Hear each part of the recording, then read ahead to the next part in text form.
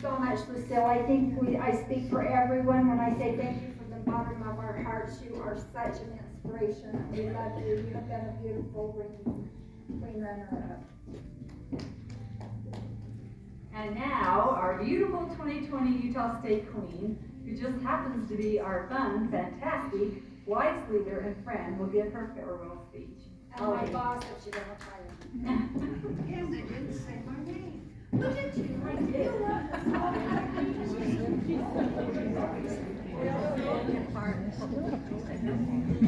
I told them they better sit down because I might be a while. Oh, this is such a trip.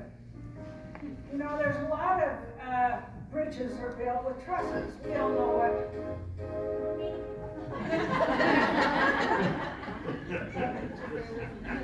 They're built with trusses. We all know what a truss is. That's what holds our roof on our house. Yeah. But you know what? It also holds up bridges, as you've seen by all these bridges shown tonight. And I thought it was quite ironic that Jackie showed a truss bridge, because a truss bridge is a series of wood or metal that makes triangles. A triangle cannot be distorted. A truss gives a stable form capable of supporting the considerable external loads over a large span. It's a group of individual members acting in tension or compression and performing together as a unit. Our theme says, love can build a bridge. So if a bridge is made of love, it can support the weight of this whole group. So I decided to, and as Karen mentioned in hers, that we each have our own bridge. So I decided to talk about my personal bridge tonight through the last several years. I would like to think that each of those trusses, those triangles, has helped me lose or maintain my weight. My first trust is the trust, of course, where I still must watch what I eat and watch how much I eat. You know that thing. Eat sensible. That's a familiar word, isn't it? That's what I did. Now notice I didn't say diet. No, I didn't go on any special diet for this honor. I'm here to tell you that much. I didn't eliminate my carbohydrates. I did not go on a low calorie diet. I did not have no foods, as you're all encouraged to not do in your chapters anymore. I had to throw a plug in there. Like for instance, no white foods, or I didn't eat special foods all the time, like that I purchased through the mail or whatever they do. Or cabbage soup, I remember that whenever I eat cabbage soup. Remember, oh see, I see some yeses. No, I ate anything that I wanted. I guess portion control was my top priority, and I still work on that one too. Yes, I did watch my calories and my carbs, and I've even tried intermittent fasting too. Actually, a combination of all three is probably what helped me along, and continues to work. And that's why tonight I was able to join the Century Award group, and that was wonderful. I have and still am trying to work on mindful eating. There's a section in the Real Life book that talks about mindful eating, and you know, that is really what I did, because I tried to think about what I was eating, and okay, I'm going out tomorrow night to eat. I better just eat light here for a while or something like that. It's mindful eating. There's so much more to it, but my next trust that I have and that I know helped me is writing in a food journal. I still must write in that food journal. It's very important. And the third trust is that's why we're all here. Accountability. The chapters are wonderful. They keep me on task. And of course, since I became a COPS, I have to stay within leeway, 3 pounds above my goal or 7 pounds below. Any COPS knows how important this is. So my chapter and my state are important to me for that accountability. Oh, and I can't forget the next trust. exercise. You know, I used to exercise a lot, but since I've retired, I exercise more. It really gets my endorphins going, and it's really exciting. My most favorite exercise is water aerobics. This is a great one for me. Less stress on my joints and fun. Get to know more and more people. Those people at the pools, they're wonderful. And of course, I walk a lot too. I have a friend that I go with, so we explore various ways to exercise. We take classes at the city rec. It's a lot of fun. And when I go to St. George, I take the classes and go to that rec center also. My fifth trust, that's taking time to be more mindful. Mindful thinking. Time is very important, and taking a minute to meditate and breathe slowly and deeply has been good.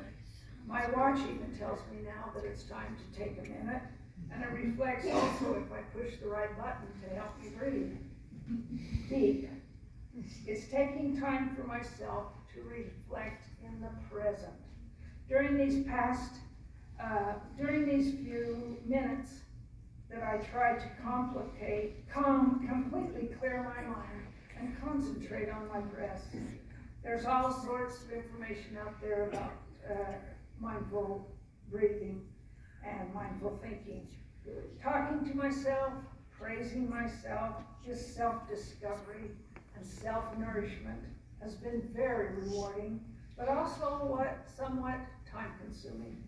It's a good thing I'm retired because I have to set aside to think, study, ponder, pray, and listen.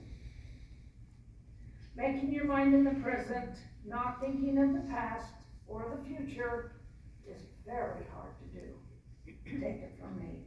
It's been a quest that I expect will last a lifetime, discovering and taking charge of myself.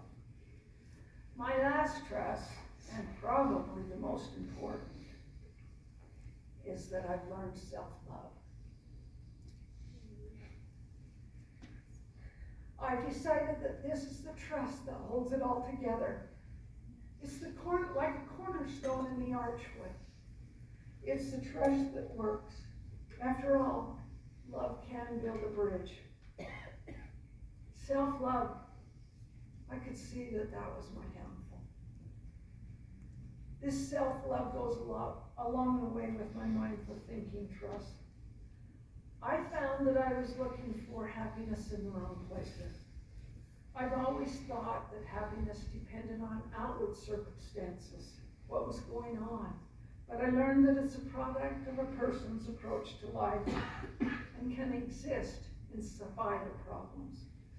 So I decided that it's time to discover and take charge of myself. Real self-acceptance didn't come easy. I continue to work at it. Debilitating thoughts come uninvited to my mind at every opportunity. Now I recognize that negative thinking and dismiss negative, critical thoughts, telling myself they weren't valid. Then I replace it with positive thoughts, reminding myself of the things I could take pride in. I mean, really, it's taken me a few decades to thinking of myself primarily in negative terms, and it's a hard habit. I'm trying to break this habit. My friends and family are aware of it. I still have trouble with it. As we learned last year from my son when he talked, he is big in looking for positive, and he always, I shouldn't say always, but he does, corrects me when I say something negative. I was with some friends last week, and twice they caught me saying something negative. It's a continual work. I think that it's harder working at that than exercising.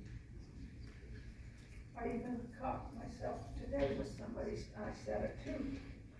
As I studied my assets and tried to find those positive values, I couldn't help but think of all of you. Last week I talked to Leslie Simpson, and she reminded me that one of the rallies that we all went to, I have passed around a paper, and we have to write our name down the column for our initials down, or then down the ball. Then we passed it around and people wrote positive quotes on it. This was a real eye-opener. I actually got those out and looked at them, and I could see things that I had forgotten about. It was very enlightening. I challenge each of you chapters to do this again. Remembering the positive things about me has helped me a lot. I found that this past year, being state queen has been such an amazing trip. So much support. You each are trusses of my bridge. As I visit the chapters, everyone is so open and friendly and all sorts of positive compliments. Not that you didn't do it before, because you did. You've always done that. But I'm not sure I was truly listening. I've had wonderful emails from a lot of you. I've had so much support from all of you, my friends, my family, and yes, Tops Club. I got excited when they put my success story in the magazine. So often I have not wanted to try things for fear of disapproval or failure. It's that old fear thing, you know. But I have experienced the joy of trying new things and enjoying the process of doing it, instead of focusing on the success or the failure of the outcome. Now, I've been to places, done things I never thought I'd do. Zip lining, what a trip. Horse riding, and of course I mentioned I go swimming all the time. I've taken numerous classes with my friend. Strength training, Zumba, water aerobics, water Zumba, yoga, Tai Chi, dancing, and drums. And I do have to explain drums. It's not where you sit there and you beat the drums, no. It's a ball, it's an exercise ball, but you sit on, you know, and you exercise, are you familiar with them? And you have drumsticks, and it's on a platform, and you beat to the tune of the song. But you don't only just beat like this, you beat up here and here, and over here on this neighbor, and over on this neighbor, and down here, down on the floor. It's a real workout, but it's fun. I've gone on several hikes, bowling, yard work. I tried to ignore that before. And I even did a 5K last month, but I walked. My friends want to ride bicycles to Bryce Canyon, and I'm hoping that I can join them. It has been a natural high. This has been a wonderful year. Looking back over the past year, I am amazed at how my life has changed. My self-image has improved. Yes, I find I still need to love myself more. I need to learn more about myself. I am happier, more confident, more in touch with myself. I feel more enjoyment every day. My trust on that bridge I'm building is strong. I still have problems. Yeah, they're still out there. Same problems, nothing's changed that way. But the only thing that has changed is me. I want to thank you for a wonderful year. I'm so proud to be your state queen, and it has given me, it's a fantastic time and given me great pleasure. Thank you.